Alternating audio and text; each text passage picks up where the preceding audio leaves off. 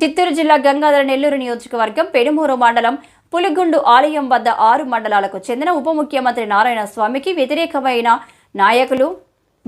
వర్గమైన నాయకులు కార్యకర్తలు భారీగా చేరుకొని జగనన్న ముద్దు నారాయణ స్వామి వద్దే వద్దు అంటూ ప్లెకార్డులు చేతబట్టి నినాదాలు చేసిన వైసీపీ కార్యకర్తలు.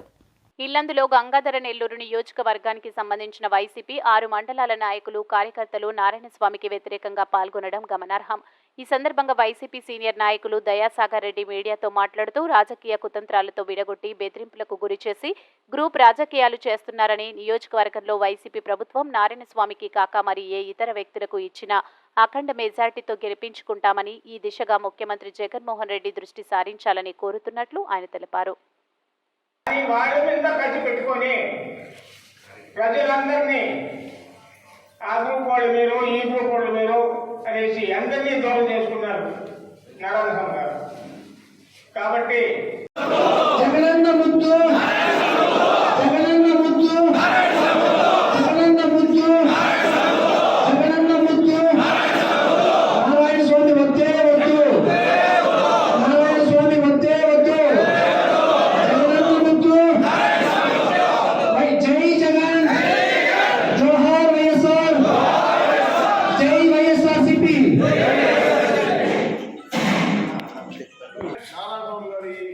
ఇదివరకే అన్ని పంచాయతీల్లో 4 గ్రూపులు చేసిన వల్ల ఈయన క్యాండిడేట్ అంటే ఆ గ్రూప్ కూడా గ్రూప్తో కలిసే విధంగా కాదు. ఆ గ్రూపులు కావాలంటే కొత్త క్యాండిడేట్ రావాల్సిందే, కొత్త అభ్యర్థి రావాల్సిందే, అది తప్ప ఇది వేరే ఉద్దేశం లేదు.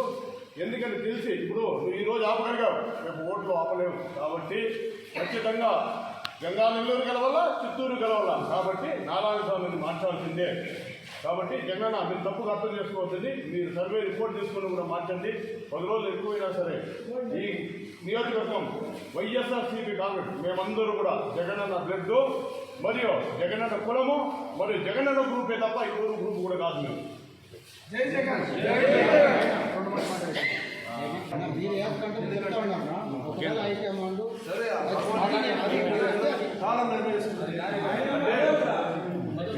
జగన్ మీద మాకు ఫుల్ నమ్మకం ఉంది, న్యాయం చేస్తారు, మా ఫీలింగ్స్ అర్థం చేసుకుంటారు. కాబట్టి జగన్ గంగాధర ముందు వస్తూ ఉన్నారు మాట్లాడాలి.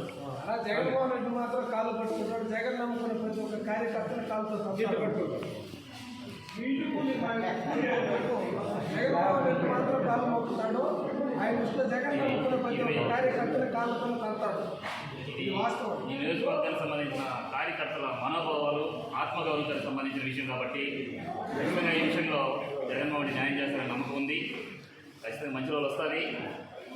కార్యకర్తలు మనం అందరూ కలిసి ముందుకు నడవాల్సిన రోజులు దగ్గర పడ్డాయి. ఖచ్చితంగా మనం మంచి జరుగుతున్న నమ్మకంతో, విశ్వాసంతో ముందుకెళ్దాము. జై జగన్. పెట్టి బూతులు పెట్టించడం, వాళ్ళ కుటుంబాన్ని అవహేళన చేయడం ఇది సరైన పద్ధతి. మళ్ళీ ఏ గవర్నమెంట్లో ఉన్నా జగన్మోహన్ రెడ్డి అందరినీ అంత ఆప్యాయంగా చేసుకుని ఆయన మనసులో గెలుచుకున్న మహారాజు, ఆయన ముఖ్యమంత్రి. నువ్వు ఏం చేస్తావు? ఆయన చెప్పిన దాన్ని నువ్వు ఆచరణ చేస్తాడా? ఆయన తర్వాత నువ్వు నెక్స్ట్ పొజిషన్లో ఉంటావు, డిప్యూటీ సీఎం. ఏం చేస్తాడు? ప్రతి ఒక్కరిలో ఒక విధమైన ఏమంటారు, ఒక విధమైన వ్యతిరేకత క్రియేట్ చేసుకుని ఎంతసేపున ఈ మనిషి అంటేనే ఏదో భయపడే స్టేజ్ చేసేసినాడు. ఏదో ఒకటి చేస్తాడు, చెడు చేస్తాడు, ఈ మనిషి చెడు చేస్తాడు, బలమైన ఇదండి ఈ మనిషి చెడు చేస్తాడు అని ఒక బలమైన ఇది స్ప్రెడ్ అయిపోయింది మెసేజ్.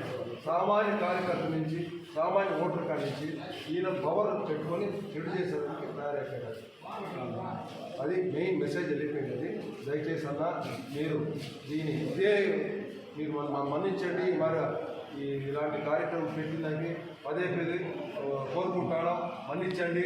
మీకు ఎలాంటి చెడు ఉద్దేశం లేదు. కేవలం ఈ కార్యకర్తలు, ఈ నాయకులు, ఈ నియోజకవర్గంలో ఫీలింగ్స్ తీసుకొచ్చేదానికి కార్యక్రమం. కానీ మేము ఎవరికి వ్యతిరేకం లేదు.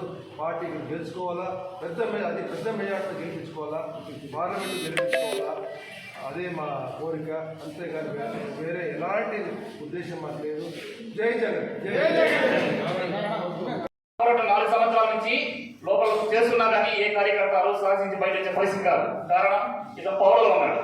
ఏమంటే ఏదో ఒక ఆశ పెడతాడు. ఆ మట్టి పను, ఈ జాబు, ఆ జాబు, ఈ జాబు అంటాడు. ఆ పదవి ఇస్తానంటాడు, ఈ పదవి ఇస్తానంటాడు. గ్రూప్ రాజులకి తెరలేస్తాడు. మన ఎదురింటూనే మన మీద రెచ్చగొడతాడు. మన రోడ్డు మీదకి వచ్చే పరిస్థితి రానీడు. ఇదంతా మనం భరించిన మానసిక క్షోభ మనం భరించాం.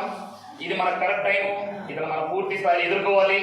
ఖచ్చితంగా జగన్మోహన్ రెడ్డి ఇప్పుడు కూడా నేను నమ్మింది దేవుడిని, ప్రజలను అంటాడు కాబట్టి, అలాగే కార్యకర్తలే మన జగన్మోహన్ రెడ్డికి బలం కాబట్టి ఆయన ఖచ్చితంగా ఈ పరిస్థితిని అర్థం చేసుకుంటాడని, ఈ నియోజకవర్గాన్ని మంచి పరిస్థితి తీసుకొస్తాడని ఖచ్చితంగా మనంతా నమ్ముతున్నాం. ఖచ్చితంగా మంచిగా జరుగుతుందని నమ్మకం ఉంది. ఖచ్చితంగా ఇతను కానీ ఇచ్చారంటే కార్వేట్ నగర్ పరిస్థితి చెప్తారు. సో మీకైతే ఒక 2,000 3,000 ఓట్లు అయితే రాదు.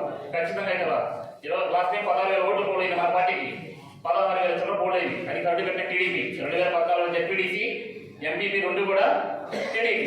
అలాంటిది కార్యకర్తలంతా యూనిటీగా పోరాడి వాళ్ళ స్థాయి తగ్గట్టు వాళ్ళు పోరాడితే ఆ మెజార్టీని మనం 6,500 మెజార్టీ తీసుకురాగలిగాం. ఇది ఒక పెద్ద చరిత్ర. కార్వేట్ నగర్ జంగారెడ్డి పేరు నుంచి కూడా 1,000-1,500 దాటిన చరిత్ర కాదు కార్వేట్ నగర్. అలాంటిది 6,500 లాస్ట్ టైం మెజార్టీ వచ్చింది. కంప్లీట్ గా పొలాల వారికి నేను చెప్పగలుగుతాను. ఇతని పరిస్థితి అయితే మాత్రం దారుణంగా ఉంటుంది. అత్యంత దారుణంగా ఓడిపోతాడు. ఇతను మాత్రం బీఫామ్ ఇచ్చేది అధిష్టానం మొత్తం ఈ పరిస్థితిని గమనించాలని మీ అందరికీ నేను తెలియజేసుకుంటున్నాను. ఇంకోటి చెప్పాలంటే 2014లో మీ అందరికీ ఇంకో వార్త తెలియాలి.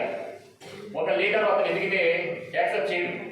మనం ఒకటి ఓపెన్ సీక్రెట్ ఏంటంటే ఇక్కడ 2014లో మనం పాలసంగ జెడ్పీటీసీ ఓడిపోయాం, పెనుగూరు జెడ్పీటీసీ ఓడిపోయాం, కార్వేట్ నగర్ జెడ్పీటీసీ ఓడిపోయాం. ఇన్ని జెడ్పీటీసీ ఓడిపోయామంటే అతను చేసిన క్రిమినల్ పాలిటిక్స్ వల్ల. అర్థమైందా? మనలో సిట్ ఉన్న మన పక్కన ఏం చేస్తాం, మన పక్కన ఎవరితో నడుస్తున్నాం, మన విషపాము పెట్టుకొని రాజకీయం చేస్తున్నాం. మీకు అర్థమైంది కదా నేను చెప్పిన బాధ. ఇతను కుమ్మరికాయ రాజకీయాలు చేశాడు. ఎవరితో కుమ్మరికాయ రాజకీయాలు చేశాడు? టీడీపీ వాళ్ళతో కుమ్మరికాయ సర్వం పార్టీ కోసం ఆస్తులు అమ్ముకొని రోడ్డు మీదకి వచ్చిన కార్యకర్తల జీవితాలను రోడ్డు మీదకి లాగేశాడు.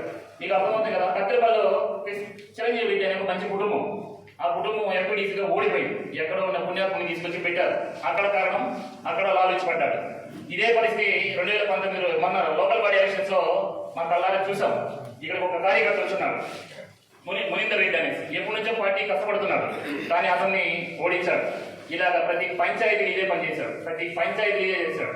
అలాగే గోయి సభను ఒక సీనియర్ పోస్తున్నాడు, 2 సార్లు సర్పంచ్ అయ్యాడు, కానీ 3వ సారి అతని మీద కంగనం కట్టాడు. అతను ఓడించాలని ఎక్కడ ఉన్న పర్సన్ తీసుకొచ్చి అతని మీద పోటీగా పెట్టాడు. ఆర్థికంగా అన్ని మూలాలు దెబ్బ కొట్టాడు. కార్యకర్త